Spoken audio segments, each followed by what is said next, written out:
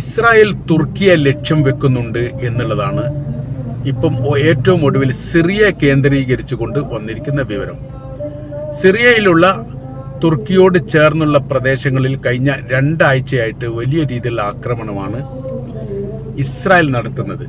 അത് ഇനി മേഖലയിൽ ഇറാനോടൊപ്പം ചേർന്നുകൊണ്ട് സിറിയ നിൽക്കാൻ സാധ്യതയുണ്ട്, തുർക്കി നിൽക്കാൻ സാധ്യതയുണ്ട് എന്നുള്ളതാണ്. അങ്ങനത്തെ ഒരു സാഹചര്യം വരുന്ന സമയത്ത് യുദ്ധത്തിൻ്റെ പാറ്റേണുകളും രീതികൾക്കും വലിയ മാറ്റങ്ങൾ ഉണ്ടാവും. ആ മാറ്റങ്ങൾ ഇസ്രായേലിനെ സംബന്ധിച്ചിടത്തോളം അവരുടെ നിലനിൽപ്പിനെ സാരമായിട്ട് ബാധിക്കും എന്നുള്ളിടത്തേക്കാണ്. അപ്പോൾ അങ്ങനെ ആവുന്ന സമയത്ത് അവരുടെ ഈ തുർക്കിക്ക് ഒരു ഭയമുണ്ടാക്കുക, അല്ലെ ഭയം ജനിപ്പിക്കുക എന്നുള്ളൊരു തന്ത്രം കൂടി യഥാർത്ഥത്തിൽ ഇപ്പോൾ ഈ ഇസ്രായേൽ സ്വീകരിച്ചിട്ടുണ്ട്. എന്നാൽ ഈ തുർക്കി ആവട്ടെ ഇറാനുമായിട്ട് ചേരാൻ വേണ്ടിയിട്ടുള്ള വലിയ രീതിയിലുള്ള ഇടപെടലുകൾ നടത്തുകയും ചെയ്തിട്ടുണ്ട്. അപ്പോൾ 2 തരത്തിലാണ് ഇപ്പോഴത്തെ രീതി കാര്യങ്ങൾ പോകുന്നത്. ഇറാനോട് കൂടിയിട്ട് ഈ യുദ്ധത്തിന് അവസാനം ഉണ്ടാകാൻ പോകുന്നില്ല. പകരം തുർക്കി കൂടി ഈ യുദ്ധത്തിലെ കക്ഷിയാവാൻ പോവുകയാണെങ്കിൽ തീർച്ചയായിട്ടും അതിൻ്റേതായിരിക്കുന്ന പ്രതിഫലനം ഇസ്രായേലിൻ്റെ അകത്തുണ്ടാവും. ഈ വിഷയം അമേരിക്കയുമായിട്ട് ഇസ്രായേൽ സംസാരിക്കുകയും ചെയ്തിട്ടുണ്ട്.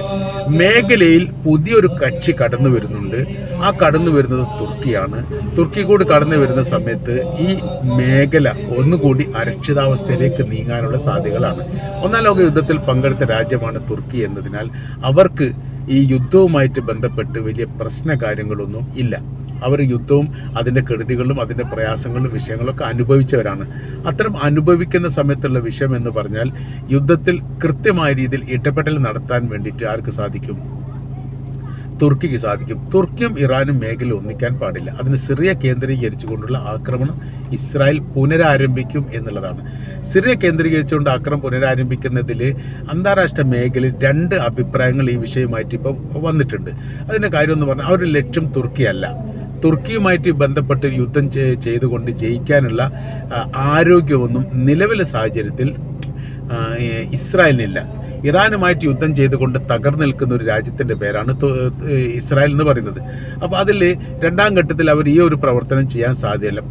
പകരം അവരുടെ ഉദ്ദേശ ലക്ഷ്യം എന്ന് പറഞ്ഞാൽ ലെബനാനിന് ശേഷം സിറിയ കൂടി കീഴടക്കുകയോ അല്ലെങ്കിൽ സിറിയ കൂടി തങ്ങളുടെ അധീനതയിൽ വരുത്തുകയോ ചെയ്യുന്ന രീതിയിലുള്ള പ്രവർത്തികൾ എടുക്കുക എന്നുള്ളതാണ്.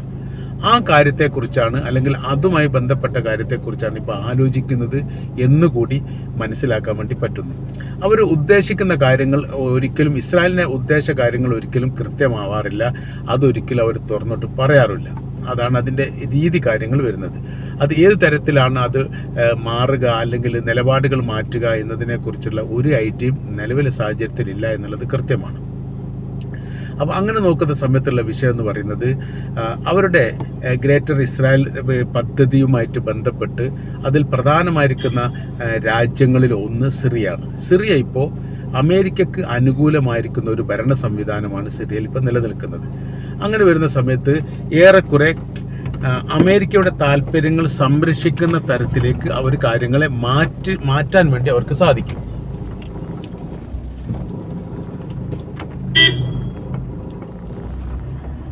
ആ ഒരു രീതി ഇപ്പോൾ അവലംബിക്കുന്നുണ്ട് അല്ലെങ്കിൽ തുടരുന്നുണ്ട് എന്നുള്ളത് കൃത്യമാണ്.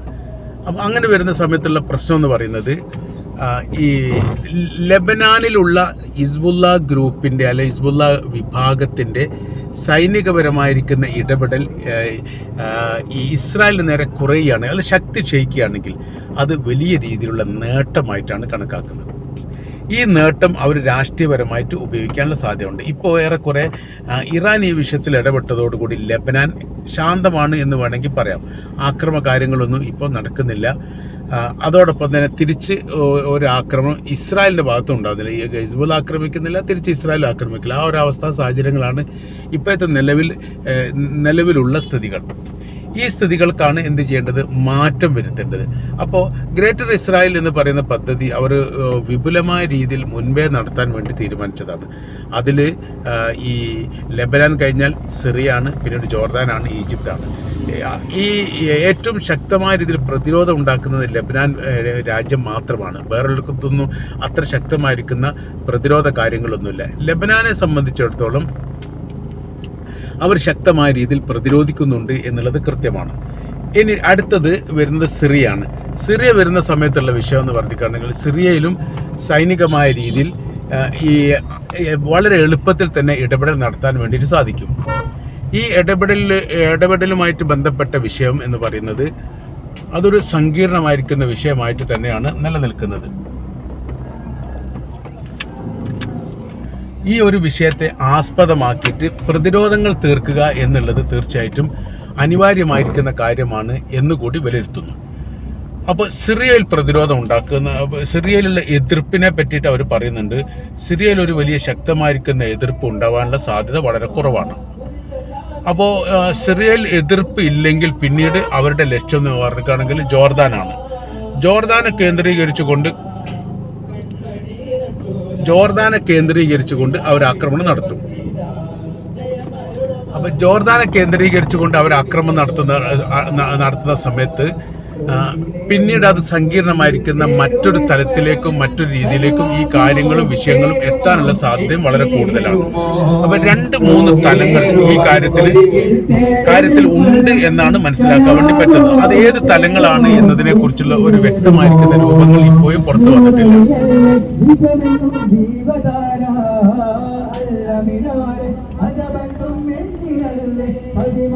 ഇപ്പോഴത്തെ സാഹചര്യങ്ങൾ നോക്കുന്ന സമയത്ത് ഇസ്രായേലിന്റെ താല്പര്യങ്ങൾ ഏറെക്കുറെ ഈ മേഖലയിൽ അത്ര വ്യക്തമായ രീതിയിലൊന്നും മുന്നേറാനുള്ള സാധ്യതകൾ വളരെ കുറവാണ്.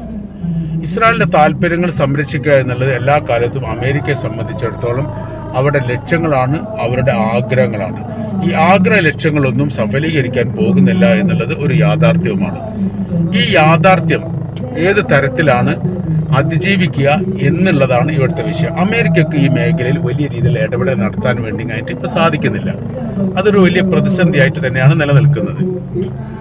അപ്പോൾ അമേരിക്കയെ സംബന്ധിച്ചിടത്തോളം അവരുടെ താല്പര്യങ്ങൾ, അതായത് ഇസ്രായേലിന്റെ താല്പര്യങ്ങൾ സംരക്ഷിക്കുക എന്നുള്ളത് തന്നെയാണ് അമേരിക്ക എല്ലാ കാലത്തും മുന്നോട്ട് വെക്കുന്ന നിർദ്ദേശങ്ങളും ആഗ്രഹങ്ങളും താല്പര്യങ്ങളും. അതിന് അവർ ഒരുപാട് ഈ വിഷയവുമായിട്ട് ബന്ധപ്പെട്ട കാര്യത്തെക്കുറിച്ച് പല ഘട്ടങ്ങളിലായിട്ട് സംസാരിക്കുന്നുണ്ട്. അറേബ്യൻ രാജ്യങ്ങൾ നിസ്സഹകരിക്കുന്ന ഒരു സ്ഥിതി വരുന്ന സമയത്താണ് ഈ പ്രശ്നങ്ങൾ വരുന്നത്. വളരെ എളുപ്പത്തിൽ കൈകാര്യം ചെയ്യാൻ പറ്റുന്ന ഒരു വിഷയമായിരുന്നു ഒരു കാലത്ത് ഇത് എങ്കിൽ ഇപ്പോൾ ഇതൊരു സങ്കീർണമായിരിക്കുന്ന വിഷയമായിട്ട് മാറിയിരിക്കുന്നു എന്നുകൂടി നമുക്ക് മനസ്സിലാക്കാൻ വേണ്ടി പറ്റുന്നു. അപ്പോൾ ജോർദാനുമായിട്ട് ബന്ധപ്പെട്ട വിഷയത്തെക്കുറിച്ച് ഇതിന് മുൻപ് ചർച്ച നടത്തിയിട്ടുണ്ട്. ജോർദാനിൽ ഇപ്പോൾ ഏറെക്കുറെ സൈലന്റ് ആണ്. വലിയ രീതിയിലുള്ള ഇടപെടലുകളോ പ്രതിഷേധങ്ങളോ എതിർപ്പുകളോ ഈ മേഖലയിൽ ഇപ്പോൾ കാണാൻ വേണ്ടി സാധിക്കുന്നില്ല.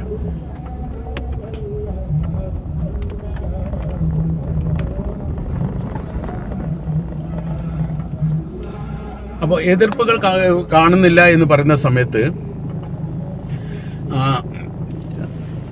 ഉദ്ദേശ കാര്യങ്ങളിൽ നിന്ന് ഏറെക്കുറെ വ്യതിചലിക്കുന്ന രീതിയിലാണ് ഇപ്പോഴത്തെ സ്ഥിതി കാര്യങ്ങളൊക്കെ പോയിക്കൊണ്ടിരിക്കുന്നത്. ഇതാണ് ഇതിൽ നിന്ന് നമുക്ക് പ്രധാനമായ രീതിയിൽ മനസ്സിലാക്കാൻ വേണ്ടി പറ്റുന്നത്. അപ്പോൾ എതിർപ്പുകളെ ഇല്ലാതാക്കുക, അവഗണിക്കുക എന്നുള്ളതായിരുന്നു ഇതിൻ്റെ മുൻപത്തെ തന്നെ ഉദ്ദേശം. 4 രാജ്യങ്ങൾ, അതിലൊന്ന് ലെബനാനുണ്ട്, സിറിയ ഉണ്ട്, ഈജിപ്ത് ഉണ്ട്, ജോർദാനുണ്ട്. ഈ 4 രാജ്യങ്ങളെ പ്രതിരോധിക്കുക എന്നുള്ളത് ഇസ്രായേലിനെ സംബന്ധിച്ചിടത്തോളം എളുപ്പമാണ്. പക്ഷെ അവർക്ക് സാധിക്കാതെ പോകുന്ന വിഷയം എന്ന് പറഞ്ഞാൽ മുൻപത്തെ പോലെയുള്ള ഒരു സ്വീകാര്യത മേഖലയിൽ ഇസ്രായേലിന് ലഭിക്കുന്നില്ല. അത് ലഭിക്കാതിരിക്കുന്ന സമയത്ത് അതിൻ്റേതായിരിക്കുന്ന പ്രയാസങ്ങൾ യഥാർത്ഥത്തിൽ ആർക്കുണ്ട്? ഇസ്രായേലിനുണ്ട്. അറേബ്യൻ രാജ്യങ്ങൾ ഇസ്രായേലുമായിട്ട് യുദ്ധത്തിൽ ഏർപ്പെടുന്നില്ലെങ്കിൽ പോലും അവരുമായിട്ട് ഈ പ്രശ്നങ്ങൾ ഉണ്ടാക്കാൻ വേണ്ടിയിട്ട് ഒരിക്കലും താല്പര്യം കാണിച്ചിട്ടില്ലായിരുന്നു. ഇപ്പോൾ ആ സ്ഥിതികൾക്ക് മാറ്റം വന്നു. ഇപ്പോൾ പറയുന്ന കാര്യം എന്ന് പറഞ്ഞാൽ ഇസ്രായേലുമായിട്ട് ഇനി കൊമ്പ് കോർക്കേണ്ട സ്ഥിതി വരികയാണെങ്കിൽ അതിന് പോലും എതിർപ്പില്ല എന്നുള്ളിടത്തേക്കാണ് ഇപ്പോഴത്തെ കാര്യങ്ങൾ എത്തുന്നത്. അങ്ങനെ വരുന്ന സമയത്തുള്ള വിഷയം എന്ന് പറയുന്നത് ഇറാൻ മേഖലയിൽ വലിയ രീതിയിലുള്ള സൈനിക ശക്തിയായിട്ട് ഇറാൻ ഓട്ടോമാറ്റിക്കായിട്ട് മാറും. അങ്ങനെ മാറിയിട്ടുണ്ട്. ഇപ്പം ഇറാനെ ഒഴിവാക്കിയിട്ടുള്ള ഒരു സമീപന രീതികളൊന്നും പറയാൻ വേണ്ടിയിട്ട് സാധിക്കുന്നില്ല എന്നുള്ളതാണ്. ഇറാനാണ് ഏറ്റവും മുഖ്യ കക്ഷി. ഈ ഇറാനാണ് ഏറ്റവും പ്രധാനമായിരിക്കുന്ന കക്ഷി. അവർ ലോക സൈനിക ശക്തിയോടൊപ്പം തുലനം ചെയ്യാൻ പാകത്തിൽ ഇപ്പോഴത്തെ സമീപന രീതികളൊക്കെ മാറിയിട്ടുണ്ട് എന്നുള്ളതും കൃത്യമാണ്. ഇതെല്ലാം കൂട്ടി വായിക്കുന്ന സമയത്ത് ഇസ്രായേലിൻ്റെ നിലനിൽപ്പിനെ ഇത് സാരമായിട്ട് ബാധിച്ചിട്ടുണ്ട് എന്ന് നമുക്ക് ഏറെക്കുറെ മനസ്സിലാക്കാൻ വേണ്ടി സാധിക്കുന്നതാണ്. എല്ലാ പ്രിയപ്പെട്ട കൂട്ടുകാർക്കും നബിദിനാശംസകൾ നേരുകയാണ്. നബിദിന റാലിയാണ് നിങ്ങൾ ഈ വീഡിയോയുടെ ഭാഗങ്ങളിൽ കണ്ടുകൊണ്ടിരിക്കുന്നത്.